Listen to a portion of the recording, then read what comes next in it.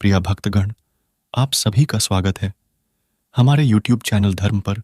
भक्तों, आज हम इस वीडियो में भगवान शिव के मुख से निकलने वाली एक कथा का श्रवण करने जा रहे हैं, जिसे सुनने मात्र से आपके जीवन में कभी दुख नहीं आएगा। यदि आप यह कहानी सुन रहे हैं तो इसे आधा अधूरा छोड़कर जाने की गलती ना करें। इसे पूरा सुने और संपूर्ण ज्ञान की प्राप्ति करें। नीलकंठ ने बताया, इन 5 कारणों से मनुष्य गरीब रहता है। घमंडी बहन की कहानी। जय श्री कृष्णा। मित्रों, स्वागत है आपका एक बार पुनः हमारे YouTube चैनल दर्पण ज्ञान गंगा में। मित्रों, आज इस वीडियो में जो हम आपके लिए यह कहानी लेकर के आए हैं, यह कहानी बहुत ही ज्ञानवर्धक है और मोटिवेशनल भी है, अर्थात यह कहानी बहुत ही शिक्षाप्रद है। मित्रों, यह कहानी एक नीलकंठ चिड़िया की है, जिस चिड़िया ने बताया है कि गरीबी किस कारण से आती है, हम कौन सा पाप कर देते हैं जिससे गरीबी आती है, हमारा समय कैसे बदलता है, हम कैसे अमीर होते हैं। इन प्रश्नों का उत्तर आपको इस कहानी में मिल जाएगा, लेकिन हमारा आपसे निवेदन है कि आप हमारी वीडियो को पूरा ही देखें, कहानी को अधूरा मत छोड़ देना।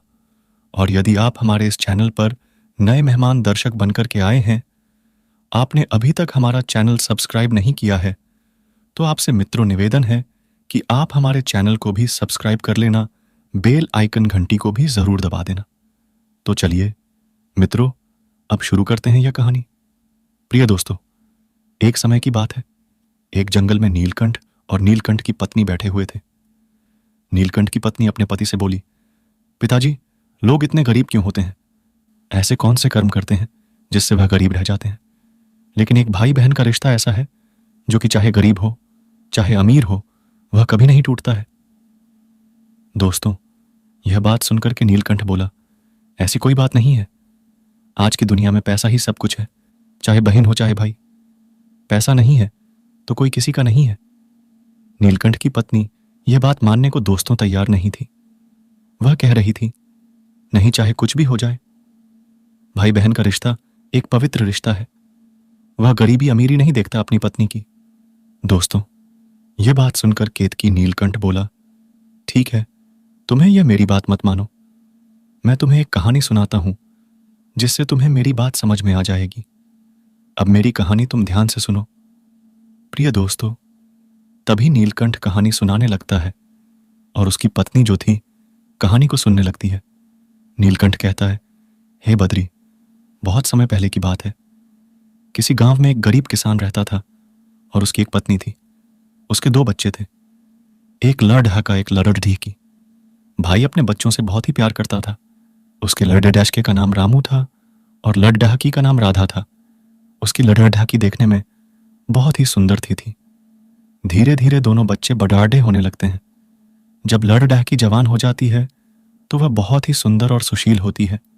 जब उसका पिता अपनी LDDAकी की तरफ देखता है तो कहता है जाकर के अपनी पत्नी से कि हे भाग्यवान, अपनी बेटी शादी के लायक हो गई है। अब मैं इसके लिए कोई अच्छा सा घर देखकर इसकी शादी कर देता हूं। दोस्तों, पत्नी ने कहा, ठीक है स्वामी, आप कहीं अच्छा सा घर देख लीजिए और अपनी बेटी की शादी उस LDDAके के साथ में कर दीजिए।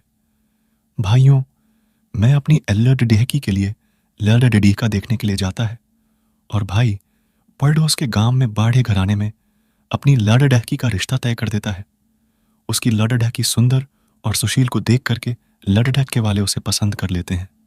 जैसे तैसे वह अपनी LDDAकी की शादी उस पैसे वाले घर में कर देता है। उसका पुत्र भी जवान था। उसने अपने पुत्र की शादी अपने बराबर के लोगों से की थी। उसकी पुत्र बद्धू जो थी, गरीब घराने से थी। मित्रों, उस पिता ने अपने दोनों बच्चों की शादी कर दी थी। LDDAकी अमीर घराने में की और लड़ढाके की शादी गरीब घराने से की थी। कुछ दिनों बाद दोस्तों, ऐसे ही दिन निकलते चले गए। अचानक से किसान की तबीयत खराब हो जाती है। तबीयत इतनी खराब हो जाती है कि उसे बचाना मुश्किल पैठेस जाता है और किसान का अंत में देहांत हो जाता है। उसके कुछ समय बाद उसकी पत्नी का भी देहांत हो जाता है। दोस्तों, अब तो उस लड़ढाके के माता पिता दोनों इस दुनिया से जा चुके थे। पिता के खत्म होने के बाद कुछ दिन बाद उसकी लड़ढाकी राधा अपने ससुराल चली जाती है और इधर उसका लड़ढीका और उसकी पुत्र वधू अपने खेतों में काम करके अपनी जीविका चलाने लगते हैं। धीरे धीरे मित्रों, बहन तो पैसे वाले घर में ही थी, अब तो वह पैसे वाले लोगों से ही मिलती है, उन्हीं लोगों के पास में बैठती है। अब वह इतनी बदल चुकी थी कि अपने भाई से नफरत करने लगी। मैं सोचती थी कि मेरा भाई इतना गरीब है कि यदि मैं उससे बात करूंगी, वह यहां आएगा और फटे पुराने कपड़े पहनकर मुझे उसे देखकर बहुत शर्म लगेगी और मेरी इज्जत भी डाउन हो जाएगी। इसलिए मैं अपने भैया से न तो दोस्तों बात करती थी और न ही उसे अपने यहां कभी बुलाती थी। भाई रामू भी यह बात जानता था कि मेरी बहन बहुत ही बदल चुकी है। मैं पैसे वाले घर में पहुंच गई है, इसलिए उसे घमंड हो गया है। वह मुझसे नफरत करती है क्योंकि मैं गरीब हूं, इसलिए वह भी यह बात जानता था और मैं वहां नहीं जाता था। उसे अच्छा नहीं लगता था। उसे उसकी बहन की बहुत याद आती कि उसकी बहन उससे बात भी नहीं करती थी। दोस्तों, इधर क्या होता है, उस राधा की जेठानी की लड़की की शादी होने वाली होती है, लेकिन राधा अपने भाई को दावत नहीं देती है। जब यह बात उसके भाई रामू को पता चलती है कि मेरी बहन की ससुराल में उसकी जेठानी की लड़की की कुछ दिनों बाद शादी होने वाली है, तो मैं अपनी पत्नी से जाकर के कहता है कि हे भाग्यवान, राधा की जेठानी की लड़की की शादी होने वाली है। तो उसकी पत्नी कहती है कि दावत आई है। तो मैं अपनी पत्नी से झूठ बोल देता है और कहता है कि हाँ, दावत आई है, हमें वहां चलना पड़ेगा। दोस्तों, रामू तो इतना गरीब था कि उसके पास इतने भी रुपए नहीं थे कि मैं अपनी बहन के घर चला जाता। फिर उसने क्या किया, कहीं से रुपये उधार लिए और अपनी बहन के लिए साड़ी खरीदी, उसकी जेठानी की लड़की के लिए भी साड़ी खरीदी, कुछ कपड़े खरीदे और उन कपड़ों को लेकर के अपनी बहन के ससुराल में पहुंच जाता है। इधर दोस्तों, उस राधा की जेठानी बाहर कुछ काम कर रही होती है, तो वह राधा के भाई को जब आते हुए देखती है तो दौड़ती हुई राधा के पास में जाती है और कहती है कि हे राधा, तुम्हारा भाई आया है, जल्दी चलो, बाहर तुम्हारा भाई इंतजार कर रहा है। राधा ने उससे पूछा कि दीदी, मेरा भाई कैसे कपड़े पहने हुए है? तो उसकी जेठानी ने बताया कि तुम्हारा भाई फटे पुराने और मैले कुछ ऐसे ही कपड़े पहने हुए है। इतनी बात सुनकर कि राधा जो थी उसके मन में आग सी लग गई। राधा ने जल्दी से अपना दरवाजा बंद कर लिया और न ही बाहर गई और न ही उसे अंदर आने दिया। काफी समय हो गया था, लेकिन बेचारा भाई रामू बाहर खड़ा रहा। कम से कम 4-5 घंटे बाद उसकी जेठानी ने उसके लिए फिर देखा। रामू बेचारा वहीं पर खड़ा हुआ था, तो उसने अपनी देवरानी से यानी राधा से जाकर के फिर कहा कि राधा, तुम जाती क्यों नहीं हो? तुम्हारा भाई अभी तक बाहर ही खड़ा है। तो उसने अपनी जेठानी से कहा, दीदी, मेरे भाई को पीछे वाले गेट से बुला लाओ। उसकी जेठानी जाती है और रामू को अंदर ले जाती है। जब रामू अंदर जाता है तो अपनी बहन से दुख भरी आवाज में बोलता है कि बहन, क्या तुम मुझे भूल गई हो? मुझे तुम्हारी बहुत याद आती है। और इतना कहने के बाद में वह रोने लगता है। लेकिन उसकी बहन इतनी घमंडी हो गई थी कि उसे अपने भाई का दुख भी नहीं दिखाई दिया। उसने तुरंत बोला कि तुम्हें यहां किसने बुलाया था? तुम्हें किसने दावत दी थी जो तुम्हें ये गंदे गंदे कपड़े पहनकर मेरे घर चले आए? मैंने तो तुम्हें दावत दी नहीं थी, फिर भी तुम मुंह उठा करके यहां चले आए। तुम्हें तो शर्म है ही नहीं। तुम्हें मेरी इज्जत का भी ख्याल नहीं है। तुमने यहां आकर के मेरी इज्जत को मिट्टी में मिला दिया, जो तुम्हें फटे पुराने कपड़े पहनकर आ गई हो। दोस्तों, इतनी बात सुनने के बाद में उस भाई के लिए ऐसा लगा जैसे पैरों के तले जमीन खिसक गई हो। उसकी आंखों से आंसू बह रहे थे। उसकी बहन उसे इतना खड़ा खोटा सुनाती है, लेकिन रामू उसे एक भी शब्द नहीं कहता है, चुपचाप सुनता खड़ा रहता है। उल्टा सीधा कहने के बाद राधा कहती है, मेरे साथ चलो, और एक कमरे में ले जाती है। वहां ले जाकर के कहती है, तुम इसी कमरे में बैठे रहना, बाहर मत आना। जब तक मैं न कहूं तब तक तुम यहां बैठे रहना, बाहर आने की कोशिश मत करना। जवाब दिया, ठीक है बहन, मैं इसी कमरे में बैठा रहूंगा। राधा बोली, अगर तुम बाहर आए तो समझ लेना मेरी इज्जत खराब हो जाएगी। रामू ने कहा, ठीक है बहन, तुम जाओ। राधा जो थी बाहर से दरवाजा लगा करके चली जाती है और बेचारा रामू उसी कमरे में बंद रहता है। भाई, कम से कम 3 दिन हो जाते हैं रामू को उस कमरे में बंद हुए बेचारे को बैठे हुए रामू बेचारा भूख प्यास से तड़पने लगता है, लेकिन उसकी बहन लौट करके उसे देखने भी नहीं आती है। अब उसकी हालत बिगड़ने लगती है, क्योंकि दोस्तों उसे 3 दिन हो चुके थे बिना कुछ खाए पिए हुए। दोस्तों, अब रामू की इतनी हालत खराब थी कि वह धीरे धीरे गेट के पास आता है और उसने अंदर से दरवाजा खटखटाना शुरू किया। इधर दोस्तों राधा की जेठानी उधर से निकल रही होती है। उसने देखा कि उस कमरे में कोई बंद है। उसने आवाज सुनी तो उसने गेट खोला। जब उसने गेट खोला तो उसने देखा कि राधा का भाई इसमें बंद है। जब उसने उससे पूछा कि तुम्हें किसने बंद किया है, तो बेचारा भाई कुछ नहीं बोल पाया या मजबूर था। क्या कहता था? क्या यह कहता कि मेरी बहन ने इसमें मुझे बंद किया है? मैं कुछ नहीं बोला। वह कहता है, बहन, पता नहीं, मुझे इस कमरे में बैठा करके चली गई। बाहर से दरवाजा पता नहीं किसने लगा दिया। राधा की जेठानी बोली। अच्छा, इतना कहकर रामू अपने घर के लिए चल देता है। चलते चलते रामू को रास्ते में चक्कर आने लगते हैं, क्योंकि दोस्तों उसने तो अपनी बहन के घर का 3 दिन से पानी भी नहीं पिया था। गर्मी इतनी तेज थी कि अब रामू को चलना भी मुश्किल हो रहा था। गर्मी की वजह से उसे इतनी जोर से चक्कर आने लगते हैं कि वह एक संग जमीन पर गिर जाता है। इधर दोस्तों कहीं से एक बूढ़ी मां आ जाती है और उसे जमीन पर पड़ा देख करके अपनी गोद में उठा लेती है। उसका सिर अपनी गोद में रख लेती है और उसके सिर पर हाथ घुमाने लगती है। रामू को उस बूढ़ी मां की गोदी में सर रखकर बड़ा आराम मिलता है।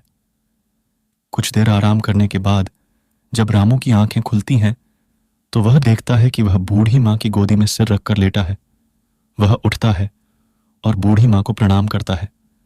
मित्रों, नीलकंठ अपनी पत्नी से कहता है कि हे प्रिय, सुनो, मैं बूढ़ी मां और कोई नहीं थी बल्कि देवी मां थी, क्योंकि रामू की पत्नी देवी मां की बहुत बड़ी भक्तिन थी। नीलकंठ की पत्नी बोली, आगे बताइए पियाजी, आगे क्या हुआ? तो नीलकंठ बोला, फिर रामू मां जी को प्रणाम करके आगे चल देता है। तभी बूढ़ी मां रामू को रोकती है। बेटा, कहाँ जा रहे हो और कहाँ से आ रहे हो? रामू ने बूढ़ी मां के जब ये शब्द सुने तो रामू ने बताया कि मैं अपनी बहन के घर से शादी में से आ रहा हूं। बूढ़ी मां कहने लगी, बेटा, शादी में से आए हो और खाली हाथ आए हो, तुम्हारी बहन ने तुम्हें कुछ दिया नहीं है। इतना सुनने के बाद रामू ने कहा, मैं आपसे क्या छुपा हूं, आपने तो मेरी जान बचाई है। फिर रामू ने अपनी बीती सारी बूढ़ी मां को सुना दी थी। बूढ़ी मां ने कहा, बेटा, चिंता मत करो, यहां से कुछ दूर पर मेरा बगीचा है। उस बगीचे में खरबूजे, तरबूज और ककड़ी लगी हुई हैं। तुम उन्हें तोड़ करके अपने घर ले जाओ, क्योंकि बेटा, तुम्हारे घर पर तुम्हारी बीवी और बच्चे पूछेंगे कि शादी में से क्या लाए हो, तो बता देना कि मेरी बहन ने रख दिया है, तुम्हारी लाज बच जाएगी। दोस्तों, वैसा ही भाई रामू करता है। उस बगीचे में खरबूजे, तरबूज और ककड़ी रख लेता है और अपने घर की तरफ चल देता है। इधर दोस्तों, जब वह अपने घर पर आता है तो उसकी पत्नी और उसके बच्चे भागकर रामू के पास आ जाते हैं और बच्चे कहते हैं कि हमारी बुआ ने हमारे लिए क्या भेजा है। सब रामू ककड़ी वाली और तरबूज वाला थैला अपनी पत्नी को पकड़ा देता है और कहता है, इसमें से बच्चों को दे दो। जब उसकी पत्नी तरबूज वाली ककड़ी वाली बोरी अंदर ले जाती है तो उसमें से तरबूज निकालती है, तो क्या देखती है दोस्तों कि तरबूज सोने का होता है। वह सोचती है कि शायद दीदी को हमारी गरीबी पर तरस आ गया है, इसलिए उन्होंने हमारे लिए सोने का तरबूज रख दिया है। जब वह दूसरा तरबूज काटती है तो उसमें बीज की जगह पर हीरे जवाहरात, मोती निकलते हैं। यह सब देख करके वह अपने पति के पास जाती है और कहती है, तुम शादी करने के लिए गए थे और यह दीदी से क्या लेकर के आए हो? तब रामू अपने मन में सोचने लगता है, शायद मेरी पत्नी को तरबूज, खरबूजे अच्छे नहीं लगे। मैं लड्डू की बात कर रही है, क्योंकि शादी में ऐसे लड्डू लाए जाते हैं और लड्डू लेकर के मैं आया नहीं हूं, इसीलिए मैं सभी यह बात कह रही है। तो रामू अपनी पत्नी से कहता है कि जैसा बहन ने दिया था वैसा ही मैं ले आया हूं।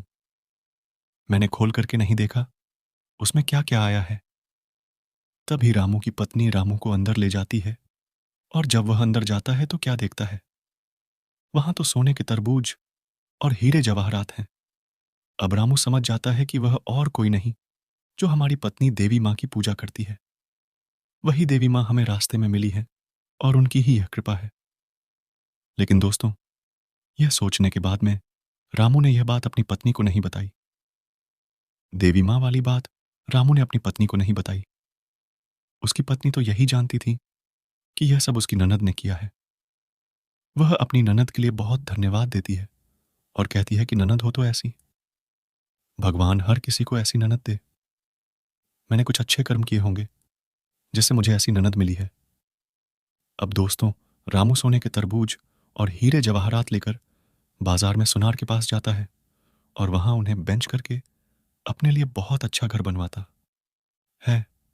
घर नहीं, राजाओं जैसा महल बनवा लेता है। अब तो रामू की पत्नी बहुत ही अच्छे तरीके से रहने लगती है, अमीर तरीके से जिंदगी गुजारने लगती है। लोगों की जिंदगी बहुत चैन की कटने लगती है। इधर दोस्तों, कुछ समय निकलने के बाद रामू की पत्नी रामू से कहती है, जी स्वामी, हम जो भी हैं अपनी ननद की वजह से ही हैं। बहुत समय हो गया है, ननद नहीं आई है। आप वहां जाइए और हमारी ननद को प्रेम से बुला लाइए। दोस्तों, रामू ने अपनी पत्नी को कुछ नहीं बताया और उसे कहता है, ठीक है, मैं कल ही जाऊंगा और अपनी बहन को बुला लाऊंगा। अगला दिन होता है। रामू तैयार होकर के अपनी बहन के ससुराल चल देता है। दोस्तों, रामू ने इतने अच्छे कपड़े ढे पहने थे, ऐसा लगता था कि कोई राजकुमार है। फिर वह अपनी बहन के ससुराल पहुंच जाता है और उसी दरवाजे पर खड़ीडहा हो जाता है जिस पर वह पहले खड़ीडहा हुआ था। इधर दोस्तों, राधा की जेठानी अपनी देवरानी के भाई को आते हुए जब देखती हैं तो फिर से दौड़ ढहती हैं और अपनी देवरानी के पास में जाती हैं और कहती हैं कि हे राधा, तुम्हारा भाई आया है और दरवाजे पर खड़ा है। इतना सुनते ही राधा बोली, दीदी, मैंने आपसे कहा है मैं भिखारी, मेरा भाई नहीं है। इतने में उसकी जेठानी बोली, अरे पूरी बात तो सुन लो, वह भिखारी नहीं है, कोई राजा महाराजा है। उसके पीछे 4 सैनिक और रथ पर सवार होकर के तुम्हारा भाई आया है। जब राधा अपनी जेठानी की यह बात सुनती है तो वह गेट खोलकर देखती है। जब वह अपने भाई को देखती है तो वह दंग रह जाती है और भागकर अपने भाई के पास में पहुंच जाती है और कहती है, भाई, मुझे माफ कर दो, मुझसे गलती हो गई है। मैंने तुम्हारी कदर नहीं की। लेकिन बेचारा भाई अपनी बहन से कुछ नहीं कहता और कहता है, कोई बात नहीं बहन, तब हमारा समय ऐसा ही था। अब तुम हमारे साथ हमारे घर चलो, अपने पीहर चलो। राधा तैयार हो, तुम्हारी भाभी ने तुम्हें बुलाया है। दोस्तों, राधा तैयार हो जाती है और बहुत ही खुश होती है और अपने पीहर में पहुंचती है। जब राधा अपने भाई का आलीशान महल देखती है तो उसकी आंखें खुली की खुली रह जाती हैं। वह देखती है इतना बढ़िया महल, उसमें नौकर चाकर लगे हुए हैं।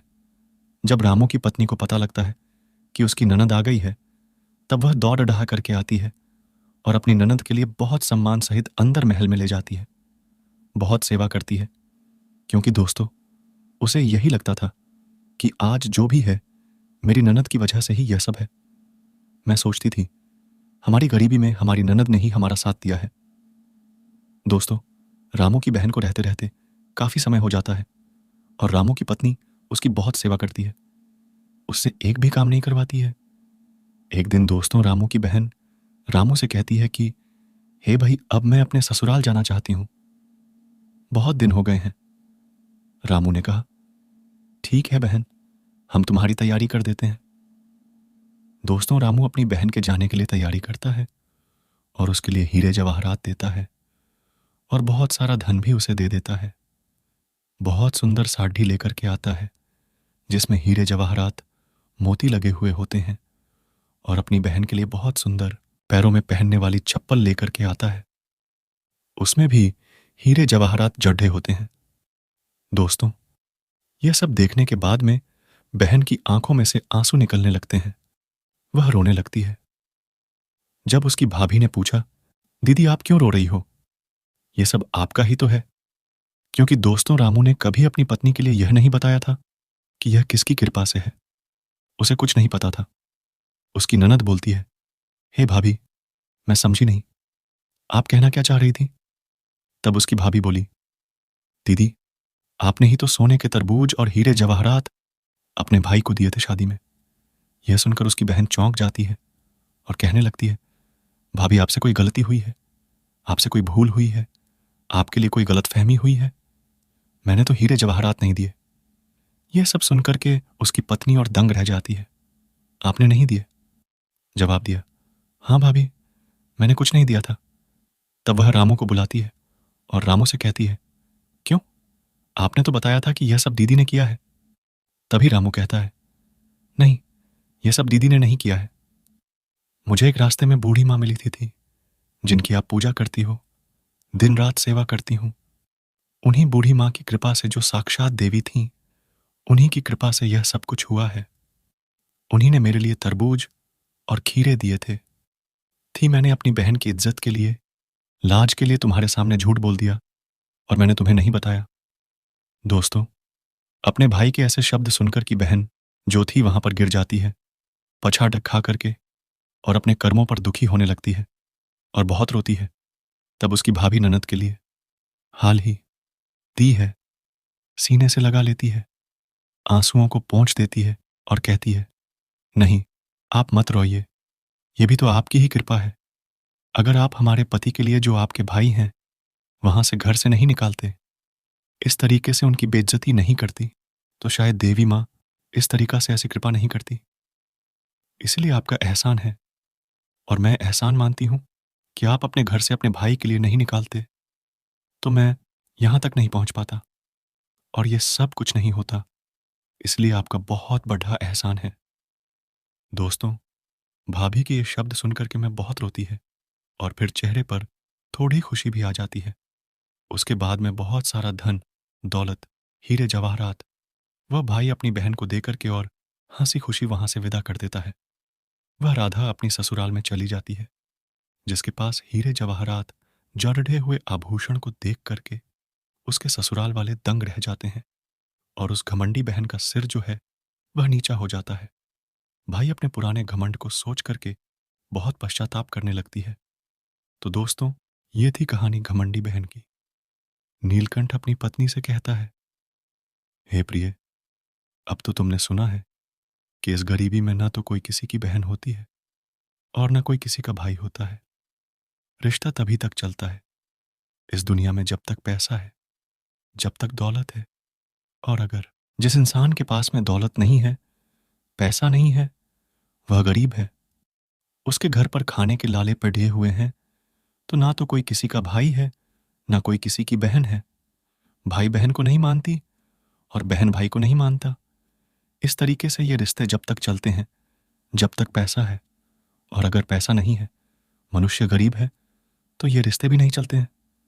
दोस्तों, अपने पति नीलकंठ की बात को सुनकर कि तब उसकी पत्नी समझ जाती है, आप सच कह रहे हैं। फिर वह नीलकंठ अपनी पत्नी से कहता है कि इंसान गरीब क्यों रहता है, इंसान के गरीब होने का कारण क्या होता है। आइए, हम तुम्हें इन 5 बातों के माध्यम से बताते हैं। तुम ध्यान से सुनो। हमारी पहली बात यह है कि इंसान गरीब क्यों रहता है। मेरी पहली बात यह है, बात ज्ञान की है। कहीं मान तो मत भूल होती है। अज्ञानता निर्धनता का मूल। दूसरी बात प्रिय यह है, समय भरोसे बैठता रहता, सदा गरीब बिना कर्म बदले नहीं, उसका कभी नसीब। और तीसरी बात प्रिय यह है, नहीं, गरीब से बड़ा है और कोई अभिशाप हासिल करके ज्ञान की कर लो दूर अभाव। चौथी बात यह है, पैसों के बाजार में बदल गई तहजीब, धन दौलत से जुड़ रहे रिश्ते हुए गरीब। और पांचवी महत्वपूर्ण बात यह है, जो बहुत ही खास है, प्रिय दोस्त, समय को दो नहीं बनो, मजबूर कर्म साधना से करो गरीबी दूर। यानी यही 5 महत्वपूर्ण बातें हैं जिन कारणों से इंसान गरीब हो जाता है। जिस इंसान के अंदर ज्ञान नहीं है, अज्ञानता है, वह निर्धनता का मूल कारण बन जाता है। जो समय के भरोसे बैठता है, वह सदा गरीब ही रहता है। बिना कर्म किए हुए उसका कभी नसीब नहीं बदल सकता, क्योंकि इस पैसा की भरी बाजार में, इस दुनिया में दौलत से ही रिश्ते जुड़े हुए हैं। गरीब से कोई रिश्ता नहीं करता। इंसान 2 समय को देता है और यही कारण है कि वह गरीब रहता है। कर्म साधना में डरता नहीं है और यही कारण से वह फिर गरीब ही रह जाता है। तो यही 5 कारण हैं जिन 5 कारणों के द्वारा इंसान गरीब होता है, कभी अमीर नहीं बन पाता, इन 5 कारणों से ही। तो दोस्तों, अगर यह नीलकंठ की 5 बातें और यह कहानी आपको अच्छी लगी है, पसंद आई है, तो कमेंट बॉक्स में जरूर बताना। हो सके तो अपने मित्रों के लिए भी शेयर कर देना। अब क्षमा चाहते हैं, फिर मिलेंगे अगली वीडियो में किसी नई और चर्चा में। तब तक के लिए सब्सक्राइबर बंधुओं एवं दर्शक भाइयों के लिए राधे कृष्णा। ओम नमः शिवाय।